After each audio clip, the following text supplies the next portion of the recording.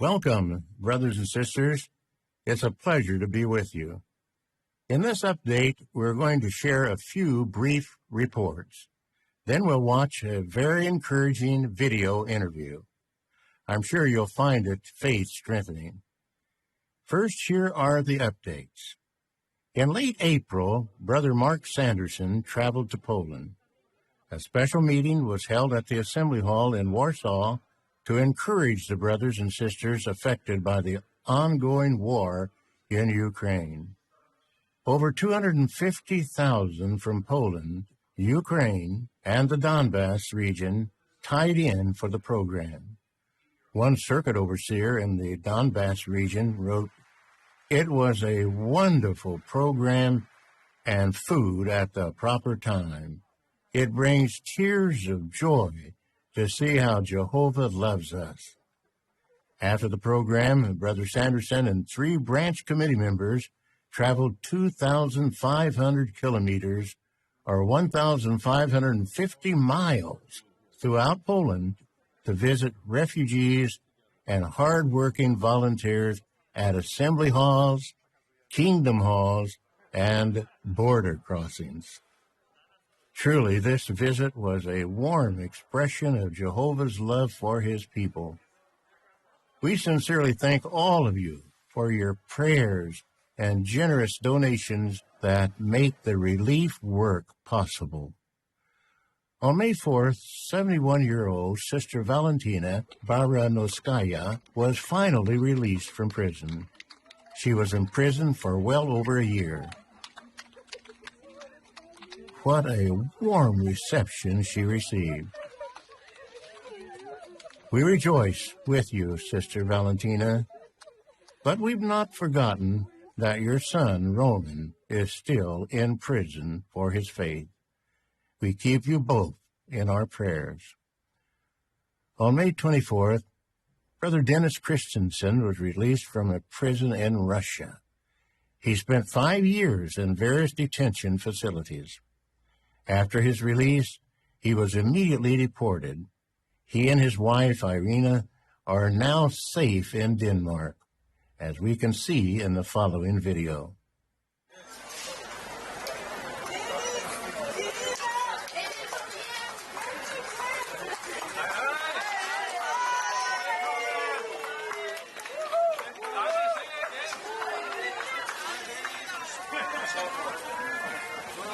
Today is a happy day. A happy day because I at least got free from the prison and I came home to Copenhagen, Denmark, where I can again be together with my friends and my beloved family. I'm also looking forward to that I can live a more normal family life with my beloved wife Irina. I'm very glad and I appreciate all that all the brothers and sisters has done for me in these 5 years. All these thoughts, all these letters, all these prayers, all the drawings and other gifts that I got from the children has encouraged me a lot. And through all this, I have always felt that I was not alone, that Jehovah's hand was never too short to save, to support, and to help. Many people ask me, "Oh, Dennis, have the prison time crushed you? Did they break you?" No way, never, ever. And you know what?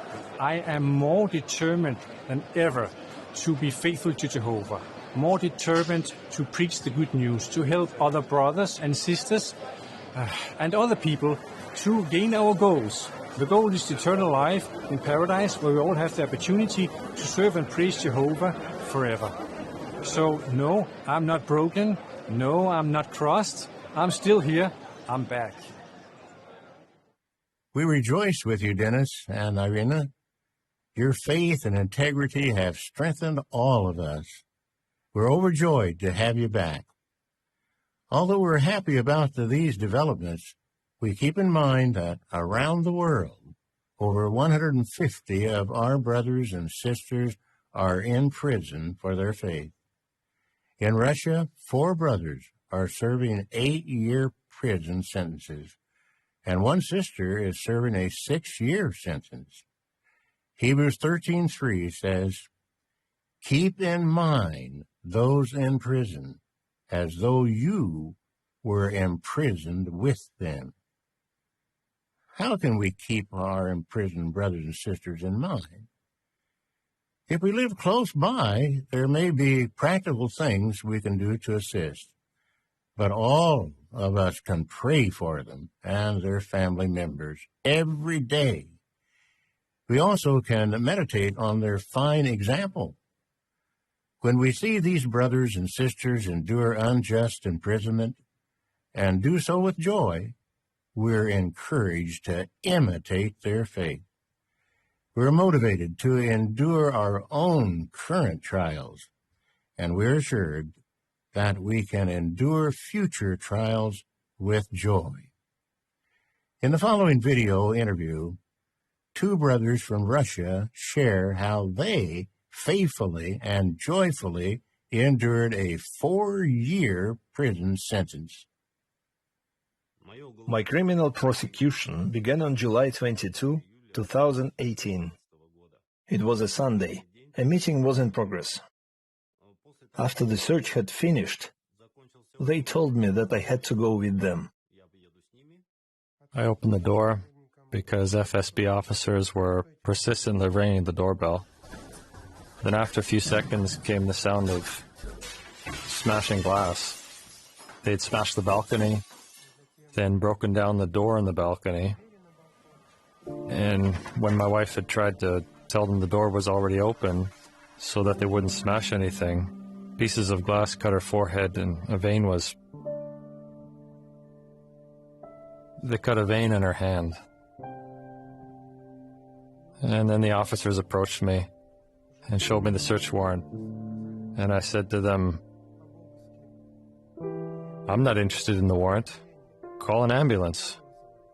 We wanted to send my wife to the hospital, but she decided to stay with me. The search continued for 5 hours. So they locked me up. 2 days later, there was a court hearing at which they ruled to place me under arrest and send me to pretrial detention center.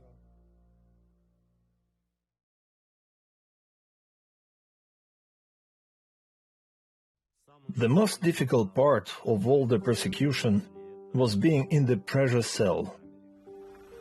When I entered, or rather, when the workers and guards of the detention center pushed me in there, the first thing I heard was the word, "Get down on your knees." But I told them that the only person I went down on my knees for was God.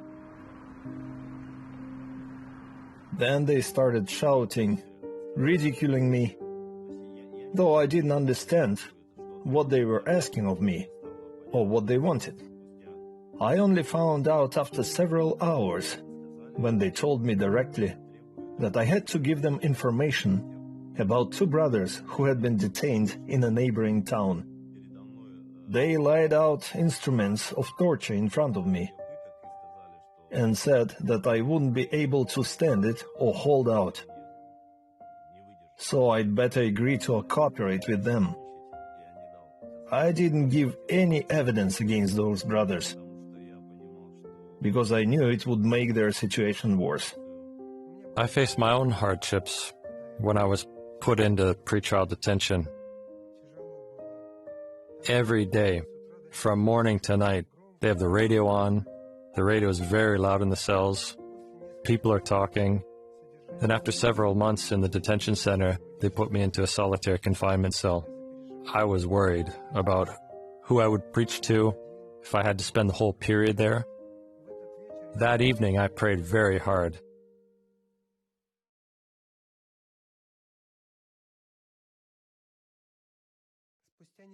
A few days later, a man was placed in the cell next to mine. He had been in prison for 13 years. In the last year, he had begun to think deeply about spiritual subjects and even started to read the Bible. We often talked to him about spiritual matters every day, several hours. I sang kingdom songs to him and read scriptures that the brothers and sisters had sent me in letters. One of those who were in the pressure cell collaborated with the administration, and physically he was very strong, like a mountain of muscle. The thought came to me that what was in front of me was actually 80% water. I don't know, but maybe at that moment I even smiled. But that thought, which undoubtedly Jehovah gave me, at that moment changed my view of those people. There was a cell next to mine that was also a solitary confinement cell, and it was often empty. Almost every day, I prayed to Jehovah that my friend and brother Vadim would be transferred to that cell. When Vadim found out that I was making requests like that to Jehovah, he said, "Sergei, you're too naive. You and I, in prison terms, are partners in crime. So by law, we wouldn't be allowed to be in adjacent cells." I said, "Let's just wait and see." But in the evening, someone came into my cell and said, "Lepchuk, you are being transferred." And they took me out to a different block, took me into a cell, and I heard Sergei's voice in the next cell through the wall saying, "Vadim, is that you?" I said, "Yes, it's me." And he said, "Oh, that's wonderful. I begged Jehovah for you." And when I heard that he begged for me to be moved to the next cell, I was quite angry, because my return visits had been messed up. We had agreed that I would tell them a Bible story. But then I realized why Jehovah had arranged things in that way, because we both needed emotional support from each other. And we were together for 2 weeks. We read and discussed the text for each day, and we shared thoughts from letters.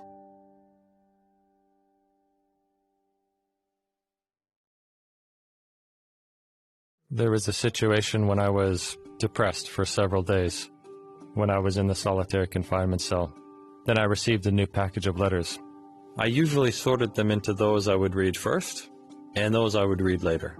There was one letter that I didn't want to read at all, so I put it in a separate pile for the future. But then something inside said to me, "No, you need to read that letter." And that letter was the answer to my prayer. The main theme of this letter is how Satan uses one of his most effective weapons, discouragement. I started applying the counsel on that subject straight away, and that helped me to come out of that state of mind and get rid of negative thoughts. Everywhere I was having good discussions with those in the neighboring cells.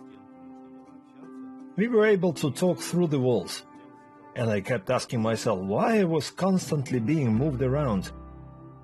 Couldn't I just be left in one cell? And at that moment, I received a letter in which a sister wrote the phrase, "If you move from one cell to another, view it as being assigned with a new territory, as you have completed the previous one." I had such a reaction to that. I said, "That's the answer." In their letters, brothers and sisters from all over the world sent various illustrations, pictures, photographs. Someone sent this portrait, for example. It's my wife Natasha and I sitting in Jehovah's hands. All the spiritual food we got was in the letters, to the extent that even the entire 3-day convention was written out and sent to us in letters. And when I was reading the letters, it was as though I wasn't there in the detention center or the prison colony. I was with my friends, as in being with them as guests, when I was reading their letters. So it was as though for half of the 3.5-year sentence, I wasn't really there in the detention center or the prison colony. Each day, throughout the entire time of my imprisonment, each morning, I would ask Jehovah for godly peace, or a sense of calm. And in circumstances like that, words just cannot express how much you feel that calmness. It is totally opposite to the circumstances you're in, the company that surrounds you, or even your state of health. But to have peace of heart, that's a real sense of calm. As well as that, I felt enormous support from the brothers and Jehovah's love during the court proceedings, because there were always a large number of brothers and sisters at the court hearings. For the first few times when brothers and sisters came for the hearings on the measures of restriction, the FSB would write down their names and then hand them orders to appear for interrogation. Then we would arrive for the next hearing and see the same brothers and sisters there, and that really strengthened us. We saw that they were not afraid and that they sincerely wanted to support us, and that was how it was right to the end.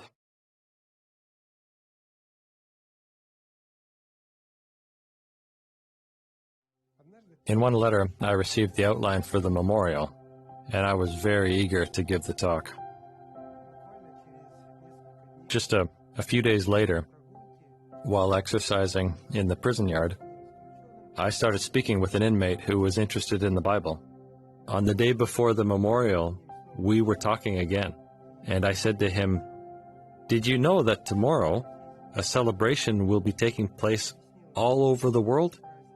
I explained to him what the celebration was, how it was going to be held, and that there will be a talk given. And he said to me, "Sergey, do you have this talk?"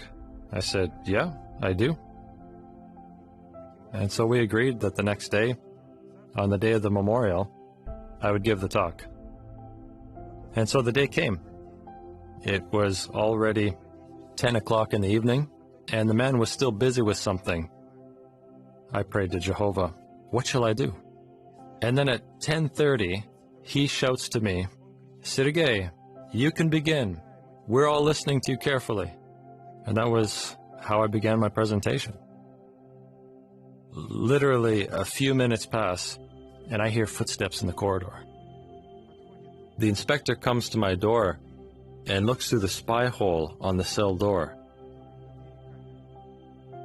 I ask him, "Did something happen?" He says, Nothing. Continue reading. Read." I said, "Oh, Jehovah, thank you so much." And so I continued with the talk.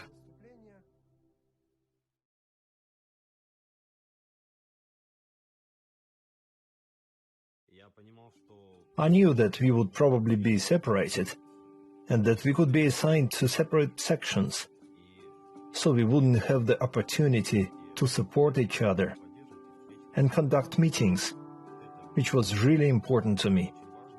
He explained his position, that he needed to look after me as I was disabled, and the administration made the concession.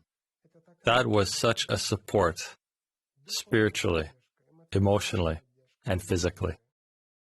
Физически хорошо Иегова действительно заботится, дает сил. Какие были трудности, они устраняются, эти трудности. Радость присутствует независимо от обстоятельств, от того, что происходит вокруг. We conducted congregation meetings together. Each week, at the same time, we held the congregation meetings. Нету определенной такой программы, но мы используем доступные материалы, которые в письмах приходят. Да, всем огромное спасибо. И регулярно. У нас не было за время нашего пребывания здесь ни одного пропуска. То есть у нас и будни, и выходные всегда есть материал распределяемый. Вперед. Sometimes others would join us to listen to the talk. Вчера был случай, мы хотели проводить встречу, и рядом со мной сосед через проходник. Сегодня какая тема у вас будет? Vadim and I always prayed in full view of everyone. That was in the dining hall, before meetings, after meetings, and before going to bed. It was a witness to the others, and people took note of it. And because of that, we were respected for being people of faith.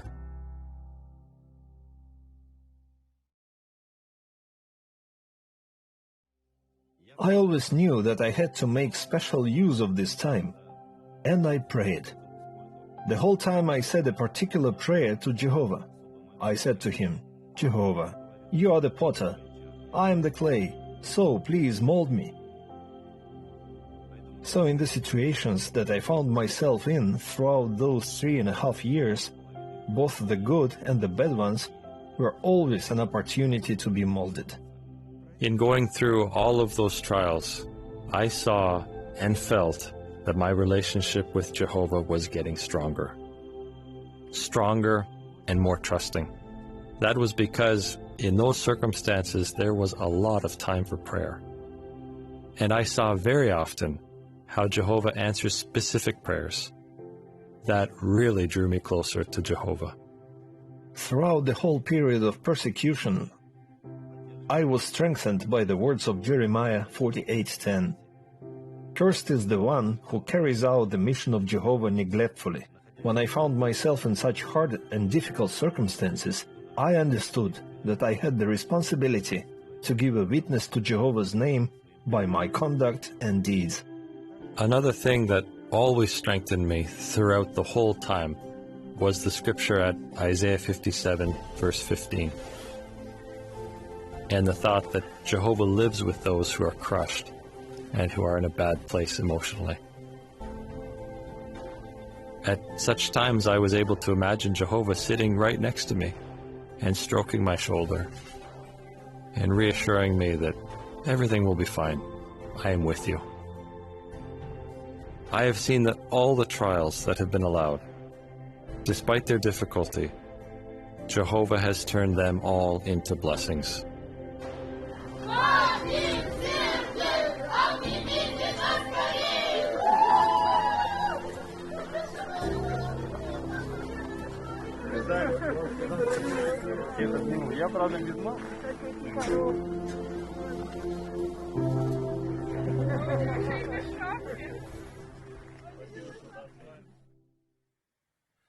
What a touching interview. Did you notice what helped our brothers to joyfully endure their unjust imprisonment? They mentioned how vital it was to keep a good routine of Bible reading, prayer, and meetings, even though they were in prison. They witnessed to others at every opportunity, and they saw Jehovah's love and care in very personal ways. We can do these same things to strengthen our faith and maintain our joy. Speaking of joy, what a blessing it has been for us to return to in-person meetings. It takes some effort to attend, but seeing our brothers and sisters, hearing their laughter, joining with them in song and prayer makes the effort so worthwhile. It's another gift from Jehovah to help us joyfully endure. So whatever trials you're dealing with, don't lose your joy in serving Jehovah. As Nehemiah 8:10 says, do not feel sad, for the joy of Jehovah is your stronghold. Brothers and sisters, we appreciate you and the joy that you maintain despite the many challenges we face. It makes us love you all the more. From the world headquarters of Jehovah's Witnesses, this is JW Broadcasting.